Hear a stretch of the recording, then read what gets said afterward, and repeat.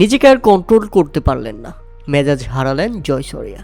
মালিঙ্গা শুধু চুপচাপ হজম করছিলেন। কি করবেন তিনি, বা কি বলবেনই বা তিনি? ব্যাটাররা এমন পারফরমেন্স করবে সেটা তো কল্পনার বাইরে। দর্শক সমর্থক থেকে শুরু করে সবাই রীতিমতো বিধ্বস্ত নিউজিল্যান্ডের বিপক্ষে। তাই তো এখন পর্যন্ত সবার আগে বাদ অফিসিয়ালি বিদায় নিশ্চিত হয়ে গেল সুপার 8 থেকে শ্রীলঙ্কার। তবে আপনাদের যদি একটু প্রথম থেকে বলতে যাই তাহলে আপনারা অবাকই হবেন। 15 ওভার শেষে 6 উইকেটে 90 রানে ব্যাটিং করছিল নিউজিল্যান্ড। এরপর আপনারা জানলে অবাক হবেন যে নির্ধারিত 20 ওভার শেষে তারা দাঁড় করিয়েছে 168 রান। অর্থাৎ শেষ 4 ওভারে 70 রান নিয়ে এসেছে নিউজিল্যান্ডের একেবারে নিচের দুই ব্যাটসম্যান।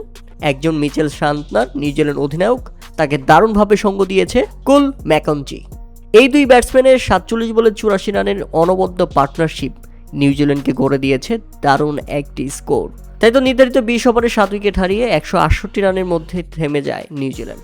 আর জবাব দিতে নেমে শ্রীলঙ্কার এমন শুরু হবে কেউ ভেবেছিল কি? উদ্বোধনী বলেই বোল্ট পাথুম নিশাঙ্কা, বড় উইকেট ইনিংসের শুরুর বলটাতেই দর্শকরা জিহ্বায় কামড় দিয়ে দিয়েছেন, কেননা এটা তো মেনে নেয়ার মতো নয়। গোল্ডেন ডাক মেনে ফিরে গেলেন পাথুম নিশাঙ্কা। শুধু এখানেই শেষ নয়, এর 1 ওভার পরেই ফিরেছেন চারিত আসালাঙ্কা। 6 রানে তখন 2 উইকেট হারিয়ে ফেলে শ্রীলঙ্কা। দেখতে দেখতে একেবারে তাসের ঘরের মতো ভেঙে পড়ে কুশাল মেন্ডিস। 22 বলে 11 রান করে ফিরে যাচ্ছিলেন এই ব্যাটসম্যান। এরপর দাসুন সানেকা ফিরলে মাত্র 46 রানের মধ্যেই তারা হারিয়ে ফেলে 5 উইকেট।